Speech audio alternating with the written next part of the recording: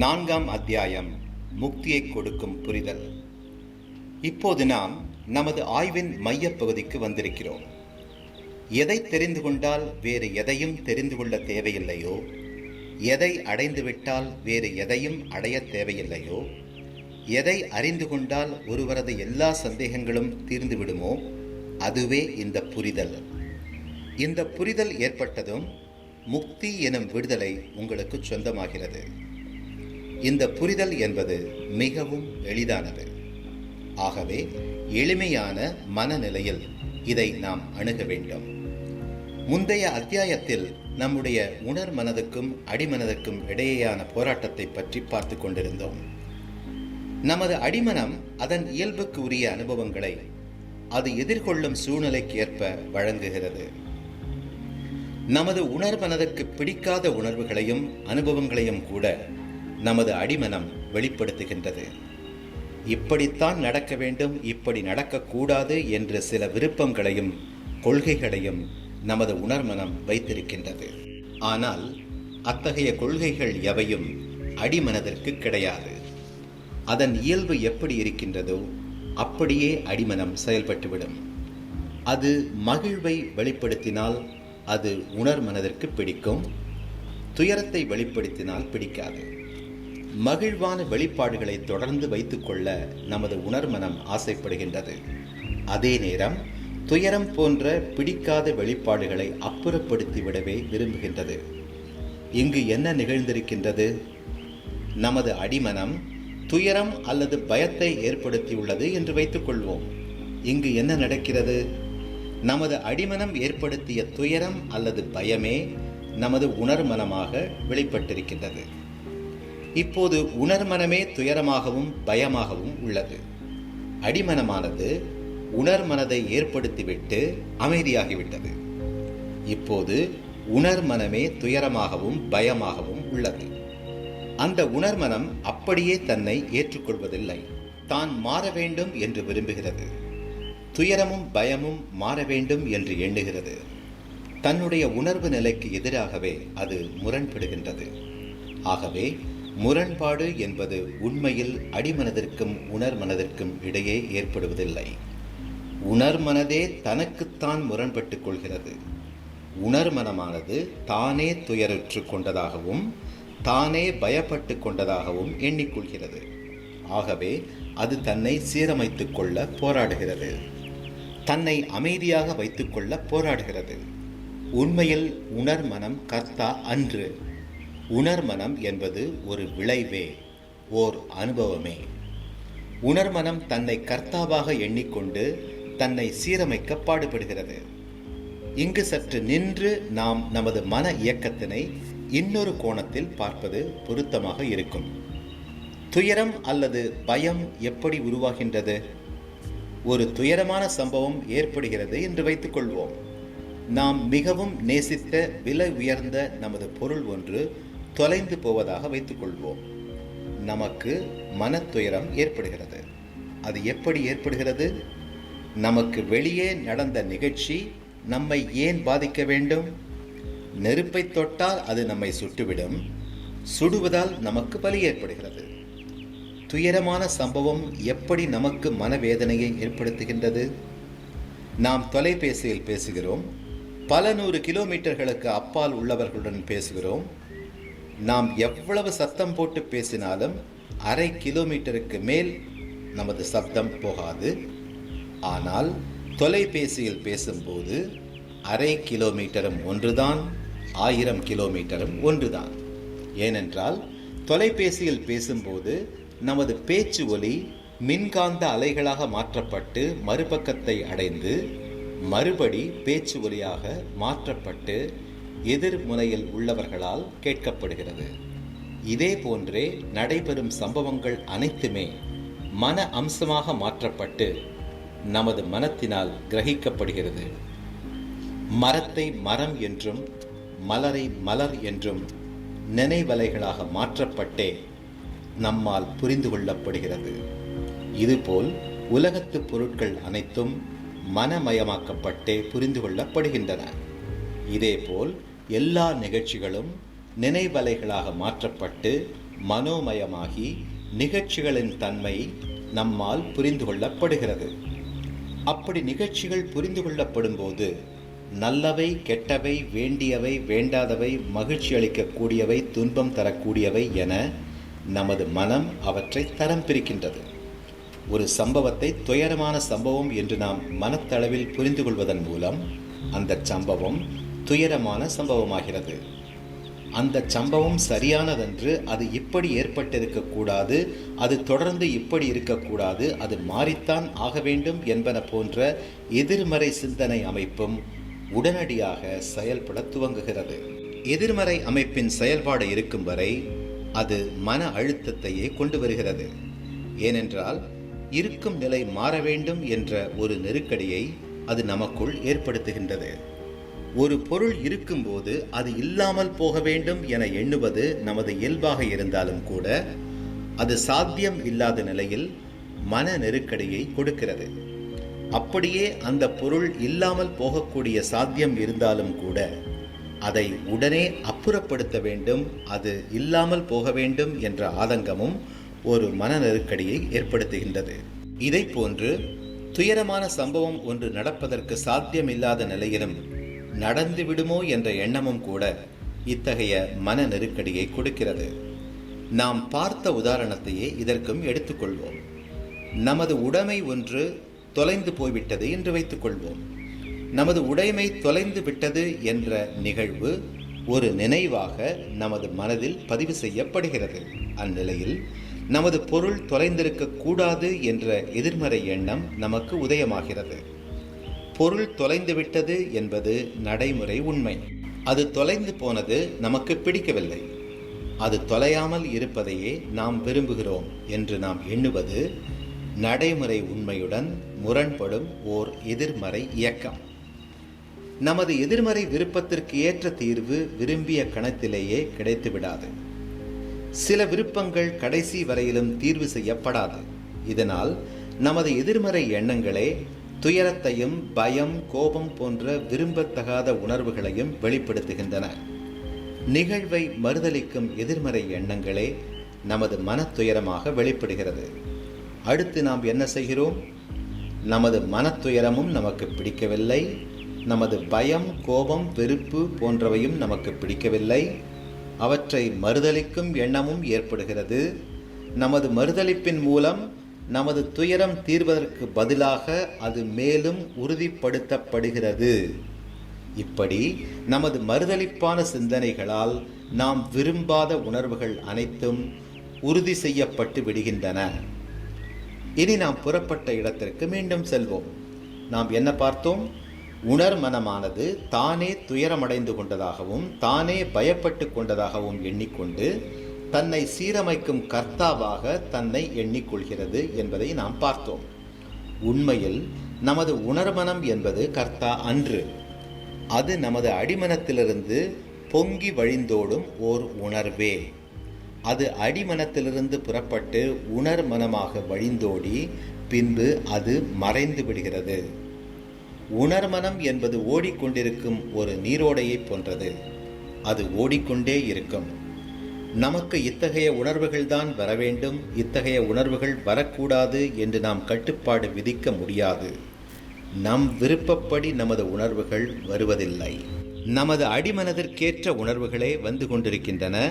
அதன் இயல்புக்கேற்ற உணர்வுகளையே அது வெளிப்படுத்தி கொண்டிருக்கிறது. உணர்மனம் என்பது அடிமனதினால் உருவாக்கப்பட்ட ஒரு விளைவே. தன்னை மாற்றியமைக்கும் சுதந்திரம் எதுவும் உணர்மனதிற்கு கிடையாது. தன்னை மாற்றியமைக்க போராடுவதன் மூலமே அது தன்னை உறுதிப்படுத்திக் கொள்கிறது. நமது உணர்வுகள் உருவாவதற்கு நமது விருப்பங்கள் காரணமல்ல. நமது விருப்பம் காரணமாக இருக்குமானால் விரும்பிய உணர்வுகள் மட்டும்தானே ஏற்பட வேண்டும். நமது உணர்வுகள் யாவும் சூழ்நிலைக்கேற்ப தாமே உருவாகி தாமே மறைந்து போகின்றன. உணர்வு என்பது நிலையானதன்று, உருண்டோடும் இயல்பு கொண்டது, கணம்தோறும் மாறிக்கொண்டே இருப்பது. ஆகவே எந்த உணர்வையும் நாம் அப்புறப்படுத்த தேவையில்லை. எந்த உணர்வையாவது இது வேண்டாம் என்று மறுதலிக்கும் போதோ, எந்த உணர்வையாவது இது வேண்டும் என்று பற்று பிடிக்கும் போதோ, நாம் நமது உணர்வின் இயற்கையான ஓட்டத்தில் குறுக்கிடுகின்றோம். இல்லாவிட்டால் தாமாக ஏற்படும் உணர்வுகளெல்லாம் தாமாகவே ஓடி மறைந்துவிடும். நாம் அதனை அப்புறப்படுத்த தேவையில்லை. இது உண்மையா? இதுதான் நடைமுறை உண்மை என்பதை நாம் எந்தவித சந்தேகத்திற்கும் இடமில்லாமல் விளங்கிக் கொள்ள வேண்டும். நமது உணர்வுகளை மாற்றியமைக்க நாம் எதுவுமே செய்ய தேவையில்லை என்பதை விளங்கிக் கொள்ள வேண்டும். இதன் பொருள் என்னவென்றால், நாம் நமது உணர்வுகளை முழு மனதோடு ஏற்றுக்கொள்ள வேண்டும் என்பதே. மேலும் நாம் அடைய வேண்டிய உணர்வு நிலை வேறு எதுவும் கிடையாது என்று முடித்து கொள்வதே நமக்கு இயல்பாக ஏற்படும் உணர்வுகளைத் தவிர வேறு எந்த உணர்வுகளையும் எதிர்பார்க்கக்கூடாது என்ற எளிமையான புரிதலுக்கு நாம் வந்துவிட வேண்டும். இத்தகைய புரிதல் ஏற்படும் போது நமக்குள் என்ன நிகழ்ந்திருக்கின்றது? நமது உணர்மனம் தனது தகுதியை உணர்ந்து கொள்கிறது. தனது செயல்பாட்டிற்கு எதிரான கட்டுப்பாடுகளையும் எதிர்பார்ப்புகளையும் கைவிட்டு விடுகிறது. அந்த நிலையில் நமது உணர்மனம் செய்வதற்கு வேறு எதுவும் வேலை பாக்கி உள்ளதா? உணர்மனம் செய்வதற்கு வேறு எதுவுமே இல்லாத நிலையில் அடிமனத்திலிருந்து புறப்பட்டு வரும் அத்தனை உணர்வுகளும் தங்கு தடையில்லாமல் உணர்மனமாகி உருண்டோடி மறைந்து போகின்றன. தங்கு தடையற்ற உணர்வு பிரவாகமாக மாறிவிடுகின்றது. இனி அதனை உணர்வு என்று கூற முடியாது. உணர்வு பிரவாகம் என்றே அதை கூற வேண்டும். அந்த நிலையில் நமது அடிமனதின் இயல்புத்தன்மையும் கூட மாறுதல் அடைய துவங்குகின்றது. இப்போது நாம் கேட்க வேண்டிய இன்னும் ஒரு கேள்வி உள்ளது. ஆன்மீக உலகில் நாம் அடைய வேண்டிய ஏதாவது ஒரு நிலை உள்ளதா? நம்முடைய யோக சாதனைகளின் மூலமும் தியான பயிற்சிகளின் மூலமும் நாம் அரிதான சில உணர்வு நிலைகளை எட்டலாம். அந்த உணர்வுகள் எவ்வளவு அற்புதமானவைகளாக இருந்தாலும் உணர்மனதின் ஓட்டத்தில் அவையும் மறைந்தே ஆக வேண்டும். எத்தகைய உன்னதமான உணர்வுகளாக இருந்தாலும் அவைகளால் கொஞ்ச காலமே நிலைத்திருக்க முடியும். பின் அவையும் வந்தது போலவே மறைந்துவிடும். எவையெல்லாம் உருவாகி வருகின்றனவோ அவையெல்லாம் மறைந்தே ஆக வேண்டும். அனுபவங்களின் நியதி இதுதான். ஏதாவது ஓர் அனுபவத்தின் மீது நாம் பற்று கொள்வோமாயின் அது நமது விடுதலையை தடுத்துவிடும். நமது உணர்மனமானது எப்போது எல்லா உணர்வுகளையும் ஏற்று அவை இருந்திடவும் மறைந்திடவும் அனுமதித்து அனைத்திற்கும் சுதந்திரம் வழங்குகின்றதோ அப்போதே அதுவும் விடுதலை அடைந்து விடுகிறது. விடுதலை என்பது முயற்சிகளில் இருந்து விடுபடுவது, எதிர்காலத்திலிருந்து விடுபடுவது, முரண்பாடுகளில் இருந்தும் போராட்டங்களில் இருந்தும் விடுபடுவது. இந்த விடுதலை அடைந்த நிலையில் நாம் நமது பயத்திற்கு எதிராகவும் துயரத்திற்கு எதிராகவும் முரண்பட மாட்டோம். இதே போன்று இன்பங்களின் பின்னால் ஓடிப்போகவும் மாட்டோம். அந்த இன்பங்கள் உலகியலாக இருந்தாலும் சரி, ஆன்மீகம் சார்ந்ததாக இருந்தாலும் சரி, இந்த விடுதலை என்பது ஒரு தப்பியோடும் மனநிலை அன்று. இது எல்லா உணர்வுகளையும் எளிதாகவும் தீரத்துடனும் எதிர்கொள்ளும் மனநிலை. உணர்வுகளுக்கு எதிரான செயல்கள் அனைத்துமே தப்பியோடும் செயல்களே ஆகும் என்ற புரிதலுடன் அனைத்து உணர்வுகளையும் நேருக்கு நேராக எதிர்கொண்டு ஏற்றுக்கொள்ளும் தீரமே இந்த விடுதலை.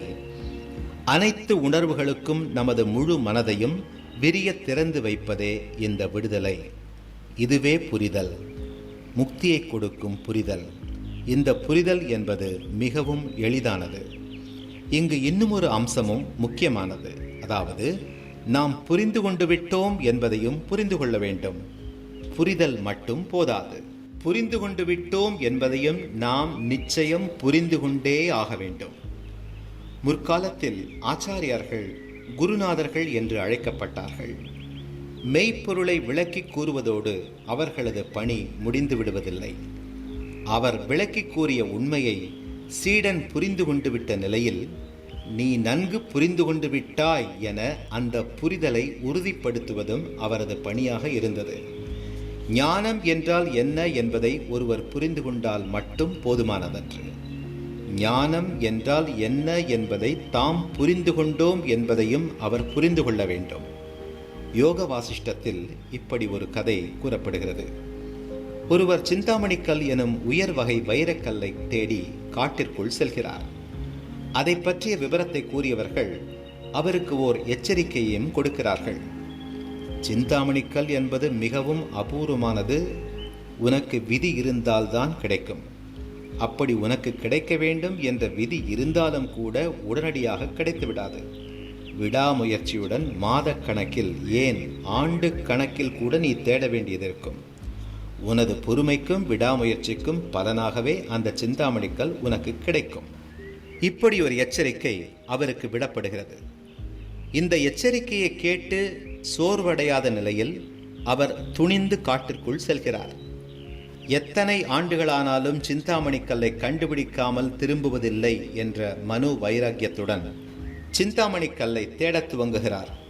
அதிர்ஷ்டவசமாக அந்த அபூர்வமான சிந்தாமணிக்கல் அவர் தேட ஆரம்பித்த அரை மணி நேரத்திற்குள்ளேயே அவருக்கு கிடைத்து விடுகிறது. ஆனால் அவருக்கு கிடைத்தது சிந்தாமணிக்கல் தான் என்பதை அவர் சற்றும் நம்பவில்லை. ஆண்டு கணக்கில் தேடியும் கண்டுபிடிக்க அரிதான சிந்தாமணிக்கல் அரை மணி நேரத்தில் எப்படி கிடைக்க முடியும் என்று அவர் எண்ண ஆரம்பித்தார். அவ்வளவு சீக்கிரத்தில் அது கிடைத்தால் அது சிந்தாமணிக்கல்லாக நிச்சயம் இருக்க முடியாது என அதை வீசி போட்டுவிட்டு வேறு சிந்தாமணிக்கல்லை மீண்டும் தேடத் துவங்கினார். இதுதான் அந்த கதை. புரிதல் என்று நாம் எதை கண்டுபிடித்தோமோ அதுதான் முக்தியை கொடுக்கும் புரிதல். ஆனால் நாம் அதிக எதிர்பார்ப்புகளுடன் இருப்பதால் அதனை தவறவிட்டுவிட்டு தாண்டி சென்றுவிடும் ஆபத்தும் உள்ளது. ஆகவே நாம் அதை சோதித்து அதனை உறுதிப்படுத்தி கொள்ள வேண்டும். ஒரு சிறு உதாரணம். எடையே இல்லாத ஒரு பையை காய்கறி வாங்க கடைக்கு எடுத்துச் செல்கிறேன் என வைத்துக் கொள்வோம். அதன் அழகிய கைப்படி மட்டுமே எடை உள்ளது. காய்கறி வாங்கும் போதுதான் தெரிகிறது அடியிலுள்ள பை எங்கேயோ கழன்று விழுந்து விட்டது என்று. அது எடை இல்லாத பொருள். அதனால் அது கழன்று விழுந்தது எனக்கு தெரியவில்லை. ஆனால் காய்கறி வாங்கிய பிறகு பையை தூக்க முடியாமல் தூக்கிச் செல்வதாயின் அது கை நழுவி எங்கு கழன்று விழுந்தாலும் அது உடனடியாக தெரிந்துவிடும். ஏனென்றால் எடையும் தெரியும். அந்த எடை திடீரென இல்லாமல் போவதும் உடனடியாக நமக்கு தெரிந்துவிடும்.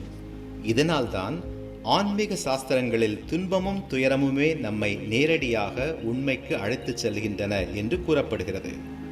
துன்பமும் துயரமும் நமக்கு வேதனை எனும் சுமையை ஏற்படுத்துகின்றன. புரிதல் மூலம் நாம் விடுதலையை அடையும் போது துன்பமும் துயரமும் மறைகின்றன. சுமை நீங்கிய உணர்வு ஏற்படுகிறது. நமக்கு ஏற்பட்ட மாற்றத்தை கொண்டு நாம் நமது புரிதலின் சக்தியையும் விடுதலையின் வெளிப்பாட்டையும் உறுதி செய்து கொள்ள முடியும். ஒவ்வொரு கணத்திலும் நாம் ஏதோ ஓர் உணர்வுடன் இருக்கின்றோம். ஏதாவது ஓர் உணர்வு வருகிறது, பிறகு அது மறைகிறது. வேறு ஓர் உணர்வு வருகிறது, பிறகு அதுவும் மறைகிறது. இப்படி ஒரு நீரோடையைப் போல் நமது உணர்மனமானது கணந்தோறும் உணர்வோடையாக ஓடிக்கொண்டே இருக்கிறது. நம்மிடையே வந்து செல்லும் உணர்வுகளில் பெரும்பாலானவை முக்கியத்துவம் இல்லாத சாதாரண உணர்வுகள் ஆதலால் அவை வருவதையும் போவதையும் நாம் அவ்வளவாக கவனத்திற்கு எடுத்துக்கொள்வதில்லை. ஆனால் நம்மிடம் அனுபவமாகும் உணர்வு துயரமாகவோ அல்லது வேறு ஏதாவது மனவேதனையாகவோ இருக்கும் பட்சத்தில் நாம் அவற்றை கவனிக்காமல் ஏனோ தானோவென்று எடுத்துக்கொள்வதில்லை. அதன் வலியே நமது கவனத்தை ஈர்த்துவிடும். ஓடி நகர்ந்து செல்வதுதான் நமது உணர்வுகளின் இயல்பு. எல்லாமே நகர்ந்து கொண்டிருக்கிறது. நமது சிந்தனையும் கூட நகர்ந்து கொண்டே இருக்கிறது. மற்ற உணர்வுகளை அவற்றின் போக்கில் விட்டுவிடுவதைப் போல் நமது துன்பங்களையும் துயரங்களையும் அவற்றின் போக்கில் விட்டுவிடுவது எளிதாக இருக்காது. புரிதல் ஏற்பட்டால் மட்டுமே அவை தாமாக நகர்ந்து செல்லும். நமது வேதனையும் நகர்ந்து செல்லும், வலியும் நகர்ந்து செல்லும். வலியும் வேதனையும் நகர்ந்து செல்லும் போது நமக்கு ஏற்பட்டுள்ளது விடுதலை என்பது நமக்கு தெரிய வருகிறது. நமக்கு ஏற்பட்டுள்ளது உண்மையான புரிதல் என்பது உறுதி செய்யப்படுகிறது. ஏனென்றால் இந்த புரிதல் ஏற்படும் போது மட்டுமே நமது துயரங்கள் யாவும் தாமே ஓடி மறைந்திடுவது சாத்தியம். எந்த புரிதலானது எல்லாவற்றையும் நகர்ந்து செல்ல அனுமதிக்கிறதோ அதுவே உன்னதமான புரிதல், அதுவே ஞானத்திற்கான புரிதல். ஞானம் என்பது அனைத்துமே நகர்ந்து செல்ல அனுமதிப்பதே. நமது உணர்வுகளெல்லாம் நகர்ந்து செல்ல அனுமதிப்பதே ஞான நிலை. ஞான நிலை என்பது ஏதோ ஒரு வினோதமான அனுபவ நிலை என்று நாம் கற்பிதம் செய்து கொள்வோமேயானால் அது நம்மை நாமே ஏமாற்றிக் கொள்வதே ஆகும். எத்தகைய உயர்நிலை அனுபவமாயினும் சரி, அதனை நிரந்தரமாக வைத்துக்கொள்ள நினைப்பது அறியாமை. அனைத்தையும் நகர்ந்து செல்ல அனுமதிப்பதே ஞான நிலை.